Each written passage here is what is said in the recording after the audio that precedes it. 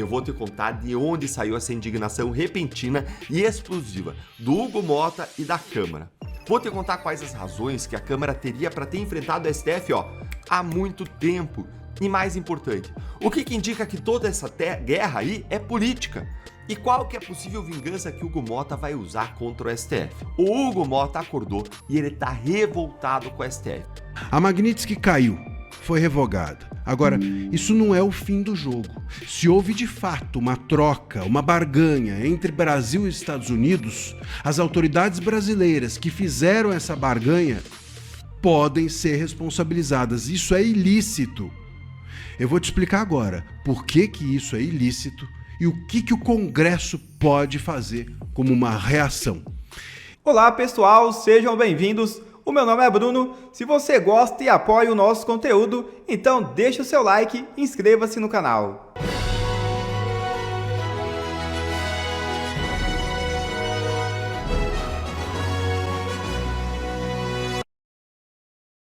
Arthur Lira se cansa de Hugo Motta e detona a gestão atual do presidente da Câmara. É isso mesmo. O ex-presidente da Câmara dos Deputados, Arthur Lira, teria criticado a condução da casa sob a gestão do atual presidente Hugo Motta. Relatos obtidos indicam que Lira afirmou em mensagens enviadas a grupo de WhatsApp que a Câmara estaria desorganizada. Tem que reorganizar a casa. Está uma esculhambação, teria dito Arthur Lira. Segundo deputados próximos a Lira, a reclamação ocorreu após a aprovação da suspensão do mandato do deputado Glauber Braga. Lira teria mencionado que o PSOL já apresentou uma representação contra Motta e reforçado que o atual presidente foi derrotado pela esquerda. Um deputado do PP, sob condição de anonimato, afirmou que Hugo Motta não quis dialogar previamente com lideranças antes de pautar a possível cassação de Braga, com o objetivo de evitar divisão interna e assim zerar a pauta do ano. Segundo o relato, o mesmo movimento estaria por trás da decisão de levar à votação do projeto de lei da dosimetria, que beneficia envolvidos nos atos de 8 de janeiro.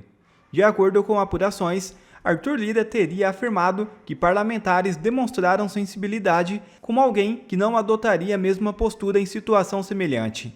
2 deputados do PP, também sob reserva, relataram receio quanto à reação de Lira, que, segundo eles, mantém forte oposição a Glauber Braga. Em 2024, o deputado do PSOL chamou Arthur Lira de bandido durante discurso. A covardia de Hugo Motta é tanta que o próprio Arthur Lira, que o indicou para a presidência da Câmara, não está poupando críticas a ele. E Carla Zambelli renuncia ao mandato de deputada. Hugo Motta acatou a decisão da ex-parlamentar e determinou a convocação do suplente Adilson Barroso. É isso mesmo.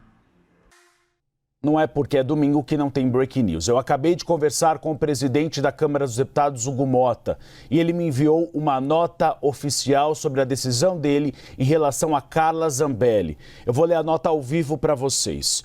A Câmara dos Deputados informa que Carla Zambelli comunicou à Secretaria-Geral da Mesa a sua renúncia ao mandato parlamentar na data de hoje. Em decorrência disso, o presidente da Câmara dos Deputados determinou a convocação do suplente, o deputado Adilson Barroso, para tomar posse. A expectativa é de que Adilson Barroso tome posse agora, nessa próxima segunda-feira. Nós tínhamos uma tentativa de Hugo Motta de conseguir chegar a uma solução diante do quadro da Câmara dos Deputados ter mantido o cargo de Carla Zambelli, mas o ministro Alexandre de Moraes, referendado pela primeira turma do Supremo Tribunal Federal, ter afastado ela do cargo. Os advogados de Carla Zambelli já diziam na semana passada, antes desse julgamento, que ela avaliava a renúncia e que isso poderia ser feito exatamente para ela não perder os direitos políticos e perder o mandato, caso fosse cassada pela própria Câmara dos Deputados. Mas diante do quadro surpreendente, eles recuaram, mas agora tomaram essa decisão conversada com Hugo Motta de deixar o cargo. E assim quem assume o lugar então de Carla Zambelli é o suplente dela, que deve assumir agora, nessa segunda-feira, o Adilson Barroso, do PL São Paulo. Isso tira um constrangimento na frente da Câmara dos Deputados, porque Hugo Motta estava entre a cruz e a espada. De um lado tinha o Supremo Tribunal Federal, dizendo que é uma prerrogativa do Supremo Tribunal Federal a cassação do mandato da parlamentar por causa da prisão dela e das condenações no trâmite do próprio Supremo Tribunal Federal, mas os líderes partidários, principalmente dos partidos de direita, diziam que a prerrogativa final é da Câmara dos Deputados. E aí vem uma questão de interpretação da Constituição Federal, porque a Câmara diz uma coisa e o Supremo Tribunal Federal diz outra. Havia uma ala dentro da Câmara dos Deputados que avaliava, inclusive, ingressar com pedido de esclarecimento junto ao Supremo Tribunal Federal, ao plenário físico da Suprema Corte, para que isso seja uma questão pacificada. Mas houve então esse acordo de bastidores, com que faz esse acordo, com que o Hugo Mota fique mais tranquilo e não tenha que adotar uma posição comprando briga ou com o Supremo Tribunal Federal ou com os líderes partidários. Agora, o que resta saber é se, diante desse quadro, Hugo Mota vai pautar, como ele tinha a intenção, a cassação de Alexandre Ramagem e a cassação de Eduardo Bolsonaro. Há uma ala dentro da Câmara dos Deputados que defende que o Hugo Mota espere as faltas, porque com as faltas você tem a cassação imediata. É o caso de Eduardo Bolsonaro, seria a mesa quem tomaria essa decisão. Então, esperar, deixar isso para o momento em que as faltas já se somarem a um número determinado e aí você tem o afastamento do cargo. É o que aconteceu com Chiquinho Brazão, mandante do assassinato de Marielle Franco. Ele acabou não sendo analisado, a situação dele não foi analisada pelo plenário da Câmara dos Deputados, apesar dele ter sido mandante do assassinato e ter sido preso, mas aí ele acabou perdendo o mandato por faltas. Então, essa é a decisão que foi tomada de Hugo Mota, então, de colocar o suplente de Carla Zambelli, até porque, nesse momento, nós tínhamos essa dificuldade do presidente da Câmara dos Deputados ao adotar essa decisão. Eu estou conversando aqui com fontes durante essa transmissão do Agora CNN para saber mais detalhes se realmente a gente tem uma decisão do presidente da Câmara dos Deputados, se ele vai pautar ou não, como ele tinha anunciado anteriormente, o caso de Eduardo Bolsonaro e o caso de Alexandre Ramagem. Sobre Carla Zambelli, nós temos novidade também essa semana. No próximo dia 18, nós temos uma audiência na Justiça Italiana para determinar se Carla Zambelli será extraditada ou não. Há um pessimismo entre aliados de Carla Zambelli sobre a permanência dela em Rebibbia, que é a penitenciária nos arredores de Roma. O que resta saber exatamente é se a justiça italiana vai fazê-la cumprir a pena das condenações aqui no Brasil de invasão, por exemplo, do sistema do Conselho Nacional de Justiça, por lá em Rebibbia ou no Brasil. Na última sessão judiciária, que acabou marcando para agora, para o dia 18, a grande questão que ficava era se as prisões brasileiras oferecem risco de morte ou não a Carla Zambelli. Era essa a dúvida no momento. Portanto, eles pediram à diplomacia brasileira e também à Polícia Federal dados sobre as penitenciárias. E aí, diante desses dados, aí sim nós teremos a decisão da justiça italiana, mas a tendência é realmente de extradição.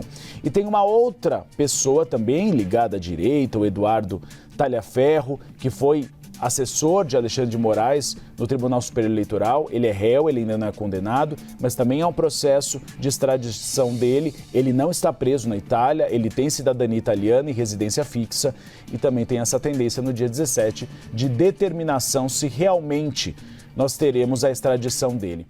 Enfim, um alívio. A Câmara dos Deputados finalmente ameaça retalhar o STF. Só que você não vai acreditar na razão. Adivinha qual é? Vai me contando aqui nos comentários por que você acha. Qual a razão que você acha? Censura? Violação da imunidade parlamentar dos deputados para falar e criticar na tribuna? Talvez então a Câmara vai reagir contra a perseguição da direita? Ou ainda por conta do atropelo pelo STF da decisão da Câmara que salvou a Zambelli? Ah, você vai se surpreender. Eu vou te contar de onde saiu essa indignação repentina e explosiva do Hugo Mota e da Câmara. Vou te contar quais as razões que a Câmara teria para ter enfrentado o STF há muito tempo. E mais importante, o que indica que toda essa guerra aí é política? E qual que é a possível vingança que o Hugo Mota vai usar contra o STF? Será que finalmente vem um controle do STF? Qual você acha que é a razão da vingança, hein? Vamos então direto ao ponto. O Hugo Mota acordou e ele está revoltado com o STF. Adivinha a razão? Porque o Flávio Dino ele determinou uma operação policial contra uma ex-assessora do Arthur Lira, que é hoje assessora da liderança do PP na Câmara. Tudo a fim de investigar o crime de peculato, de desvio de dinheiro público por meio do orçamento secreto. Haveria um suposto esquema de desvio de emenda parlamentar comandado por Arthur Lira por meio da sua assessora, indiretamente. Ela era subordinada a ele, essa é a suspeita, e supostamente seria operacionalizado esse esquema de desvios por meio dessa assessora, que é chamada de Mariângela Fialec, conhecida também por lá como Tuca. Vamos ver o que disse o Flávio Dino na decisão que determinou a operação? Olha aí comigo. Tais circunstâncias evidenciam fortes indícios de que a representada, a tal da Tuca, integra uma estrutura organizada voltada ao indevido direcionamento de emendas parlamentares, supostamente atuando sob ordens diretas da antiga presidência da Câmara dos Deputados, exercida pelo deputado Arthur Lira, fato que ainda está em apuração. E aí, logo em seguida, o Lira vem e fala que toda essa investigação é relacionada ao crime de peculato, artigo 312 do Código Penal, ou seja, desvio do dinheiro público. O alvo da operação, gente, então é Arthur Lira. E acontece que o Arthur Lira é o presidente anterior da Câmara que simplesmente fez o Hugo Motta se tornar presidente. E é um dos maiores aliados do Hugo Motta. Fora isso, gente, se aconteceu essa operação com o Lira, adivinha quem pode ser o próximo alvo? Ele mesmo, Hugo Motta. Aí, indignado, repentinamente, o Motta convocou uma reunião com seus aliados mais próximos para tentar tratar uma estratégia de resposta ao STF. Vamos ver aqui o que diz nessa reportagem aqui do Globo que explica bem o cenário. A cúpula da Câmara criticou fortemente a operação, falando em exageros, classificando como uma tentativa do Supremo em fragilizar o parlamento. Além disso, deputados também dizem enxergar o dedo do Palácio do Planalto nas operações que miram o Congresso, e afirmam que esse tensionamento poderá dificultar o andamento de matérias prioritárias para o governo ainda nesse ano. Olha aí a chantagem no ar.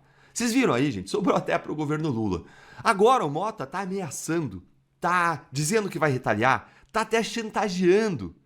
Como assim? Então eles são atropelados todos os dias. O STF abusa todos os dias. E agora que o STF está fazendo uma coisa certa, que é investigar a corrupção, aí, agora o Motta reage. Eu quero mais é que reaja. Mas veja a podridão dos motivos e você fica indignado tanto quanto eu em ver como que essas coisas funcionam em Brasília. A podridão, vai sentando o dedo aí no like, se inscrevendo no canal, ativando o sininho e vamos lá, gente. O STF, ele tem que ser controlado. Ele tem que ter limites? Tem. Os ministros do STF têm que ser responsabilizados? Sim. O ministro Moraes, ele tem que sofrer um impeachment? Sim, tem. Mas isso deve ser feito para se vingar de uma operação policial que está apurando o desvio de dinheiro público? Claro que não. Deve ser feito em razão dos abusos que os ministros cometem. Há centenas. Como quando o ministro Alexandre de Moraes mandou prender um morador de rua que ficou preso mais de 1 ano por tentativa de golpe de Estado. Ou quando o Toffoli viajou de jatinho com um advogado investigado do Banco Master, dias depois estava lá atendendo um recurso desse advogado, dando uma decisão anormal, estranha, atípica. Ou ainda por conta da investigação do Marcel Van Hatten, parlamentar que tem imunidade. Outros deputados também. Imunidade essa parlamentar que o Motta tinha que proteger, não podia ter investigação por falas de deputado. Tem motivo de sobra para ir para cima do STF, mas a investigação de desvio de emenda parlamentar não deve ser um deles.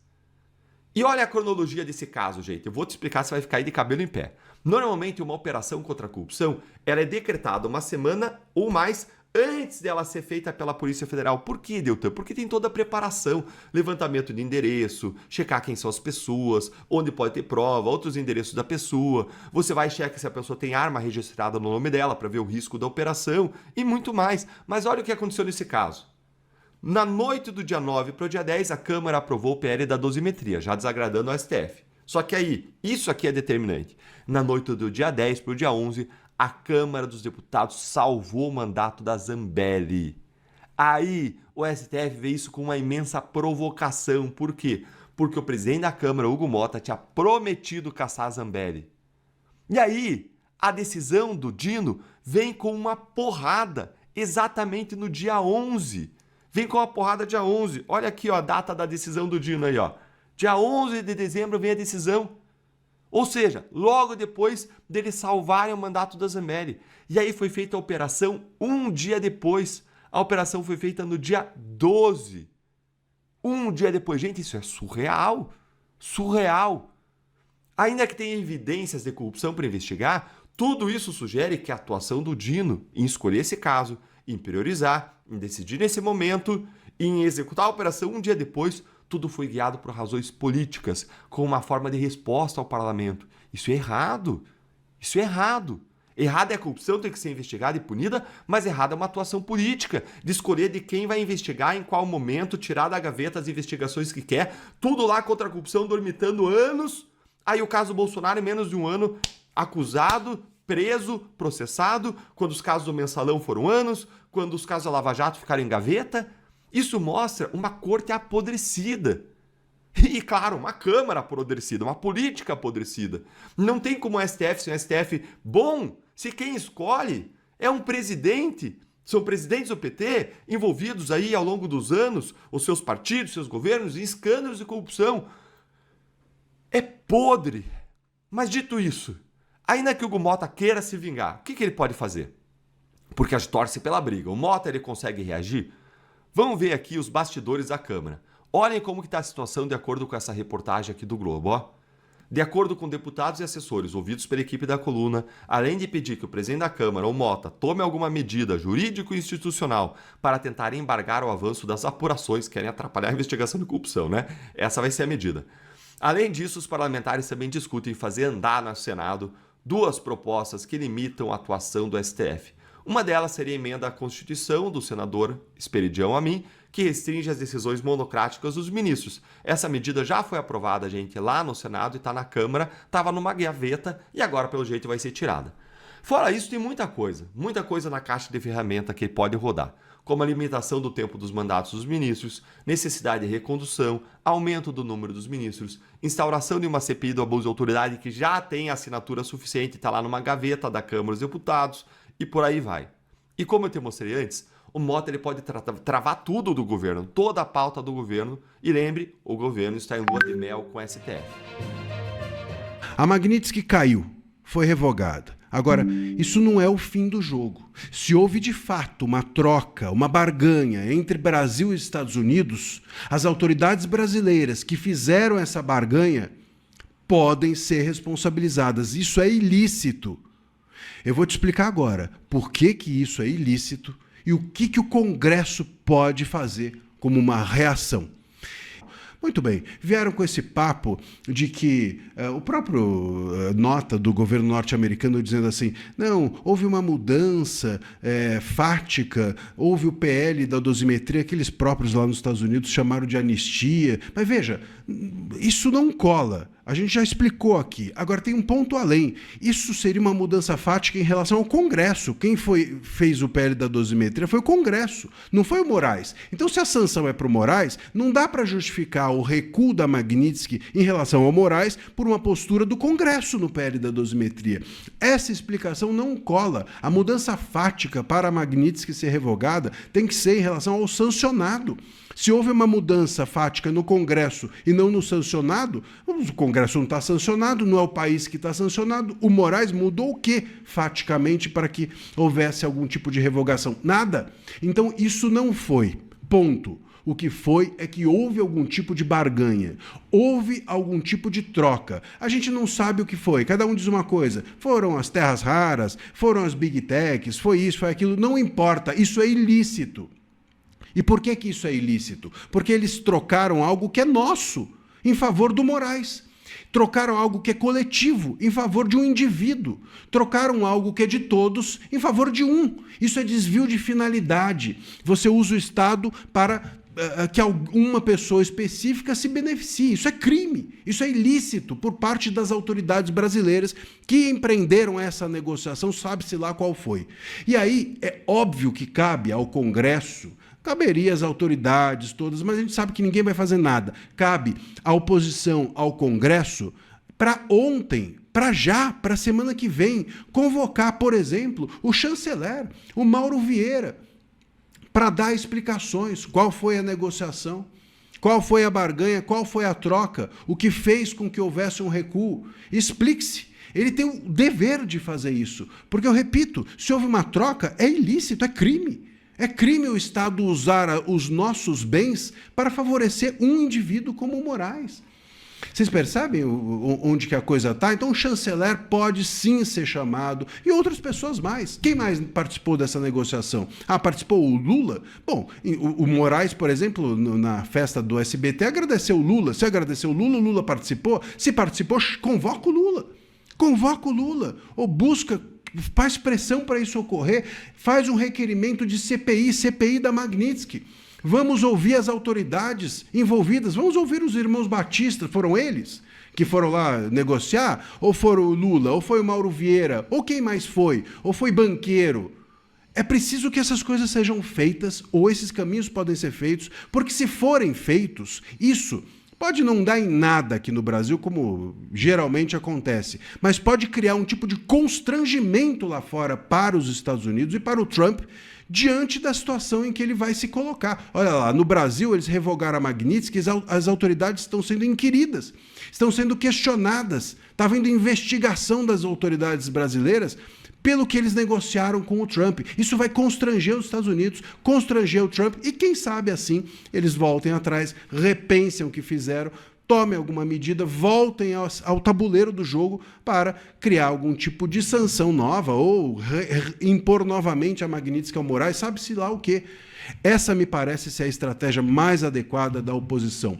Pressionar o Congresso, pressionar as autoridades brasileiras que negociaram potencialmente sob ilicitude essa revogação da Magnitsky e, com isso, indiretamente pressionar os Estados Unidos. Esse me parece ser o caminho. Vai para as ruas e não sei o que, isso não vai acontecer. Infelizmente, não vai. Seria ótimo, mas parece que não. Esse me parece ser o melhor caminho para botar de novo o assunto na fogueira.